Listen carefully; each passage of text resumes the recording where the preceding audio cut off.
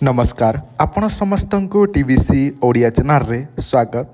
एही वीडियो रे मु आपण मानकु एमिति गोटे औषध विषय कहबी जो औषध समस्त पुरुष मानक पई इम्पोर्टेंट। कारण एमिति अनेक पुरुष मान अछंती जे मानकर कि अनेक समस्या रही थाए। जदि कौनसी पुरुषर गुप्त रोगर चिकित्सा हो पारु नाही, जदि गुप्त रोग होईछि जेमिति कि नपुंसकता, जदि आपणकर नपुंसकता हेबा कारणरू आपणकर कदापि उठू नाही, किंबा लिंग आपणकर नई जाइछि, किंबा आपणकर लिंग शिथिलता पड़ी जाइछि, आपणकर धातु बा बीर्जटी पतला हेउछि एवं कुंठेकी परिस्रा कला बेले किंबा झाड़ा झपट गला परे मध्य आपणकर धातु पड़ी जाउछि बा बाहरी पड़ुछि। ता सहित आपण गोटे 2 मिनिट आपण स्त्रीटी को छुई देला मात्रके किंबा ताहारी भितरे पुरई देला मात्रके का बाहरी पड़ुछि आपणकर बीर्जटी, ताहले एही औषध आपण व्यवहार जदि करिवे ताहले आपणकर सही सब समस्या मूलरू ही ठीक हो जिवो। जदि आपणकर कदापि उठू नाही किंबा गोटे 2 मिनिट रे बाहरी पड़ुछि किंबा राति आपणकर स्वप्न दोष हेउछि, आपणकर धातु पतला रहुछि, ताहले एही औषधटी आपण माने व्यवहार करंतु।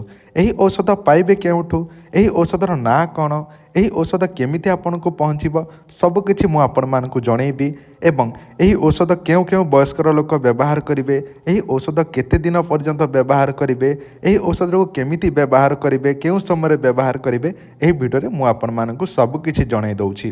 प्रथमे भिडियोटी को शेष जाए देखंतु। जदि आपण भिडियोटी को शेष जाए देखिबे ताले सबकिछि बुझी परिबे। आउ जदि आपण भिडियोटी को अधारू देखिकि आमको फोन करिवे ताले मु आपण मानकु किछि हेले बुझेई परिबे नाही। कारण मु भिडियो रे सबकिछि बुझेई दउछि, जहाँ टिके अधे आपण जहाँ बुझी परिबे नाही से सब आपण आपको कॉल करिकि बुझिकि आपण औषध आमठारु नै परिबे। किंतु आपण ध्यान दियंतु, एही औषध संपूर्ण आयुर्वेदिक, यह समस्त बयसर लोक खाई पारिबे। जेमिति कि आपणकर बयस 18 रु 65 70 पर्यंत आपणकर बयस थिले मध्य, आपण जणे बुढ़ा लोक होइथिले मध्य एहाको व्यवहार करिले आपणक शरीर हृष्टपुष्ट हवा सहित आपणक शरीर रे घोड़ा परि ताकत एवं 16 वर्षर भेंडिया परि ताकत आसिबाकु लागिबो। एही औषध ताहारी ना हेउछि डबल शक्ति मोदक। एही डबल शक्ति औषध बा डबल शक्ति मोदकटी आपण माने आम पाखरे पाई परिबे। एही औषध केमिति व्यवहार करिवे, केते दिन व्यवहार करिवे। एही औषध प्रतिदिन 2टी गोली आपण व्यवहार करिवे। प्रतिदिन सकाळु गोटे गोली सकाळु खाली पेटर चोबई चोबई कि खाइबे। जदि आपणक पटरे क्षीर मिलुछि ताले उषुम क्षीर आधा ग्लास पीबे। जदि आपणक पटरे क्षीर मिलु नाही ताले आपण उषुम पानी रे व्यवहार करिवे। देखंतु रात्र समय भात खाइकी किंबा जहाँ भी आपण राति खाती रुटी किंबा भात जहाँ भी खाती खाइकी आपण गोटे गोली खाइकी चोबे चोबे खाइबे एवं क्षीर किंबा उषुम पानी खाइबे। सकाळु खाली पेटरे आपण ए सब खाइबे। सकाळे गोटे राति गोटे। एहीपरि आपनको गोटे पैकेट रे 60टी गोली रहिबो 30 दिन बा गोटे मास पई।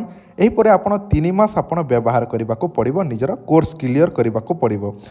देखंतु कम से कम गोटे रे 2 मास जदि खाइबे ताले आपनको रिजल्ट मिली जिवो। किंतु ताहारी कोर्स हेउची 3 मास।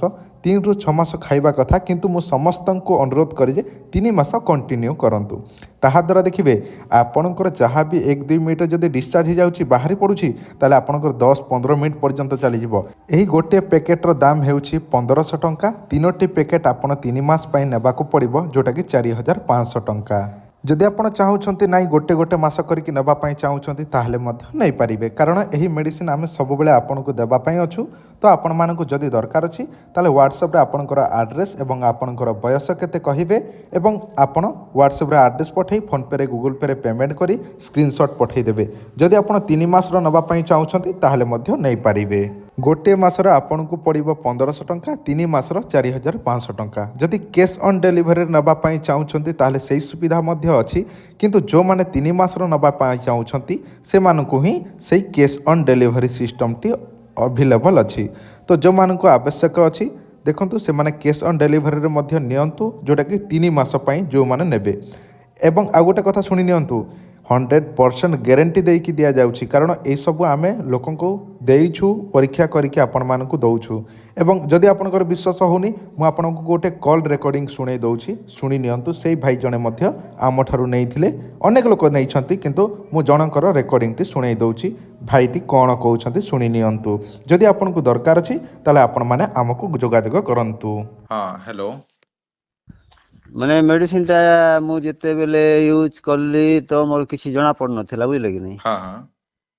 आ 12-13 ଦିନ ପରେ, ପ୍ରାୟ ଗୋଟେ 8 ଦିନ ପରେ, 8 ଦିନ ପରେ କାମ କରିବା ଷ୍ଟାର୍ଟ ହେଇଗଲା। ହଁ 8 ଦିନ ପରେ ତାର ପ୍ରଭାବଟା ସେ ଦେଖେଇବା ଆରମ୍ଭ କଲା ମେଡିସିନଟା।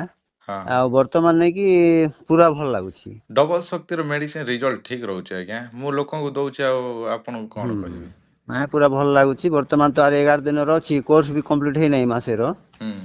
କିନ୍ତୁ ମୁଁ ଅନୁଭବ କରୁଛି ମୁଁ କାଇଁ ମାସେ ଖାଇଦେଲି କିରେ ବୋଲି ଏମିତି ଲାଗୁଛି ମତେ। ଆଶା କରୁଛି ଆପଣଙ୍କ ମନରେ ନିଶ୍ଚିନ୍ତ ଭାବରେ ବିଶ୍ୱାସ ଆସିଯାଇଥିବ। ଯଦି ଦରକାର ଅଛି ଯୋଗାଯୋଗ କରିକି ଅର୍ଡ଼ର କରନ୍ତୁ। ଧନ୍ୟବାଦ, ନମସ୍କାର।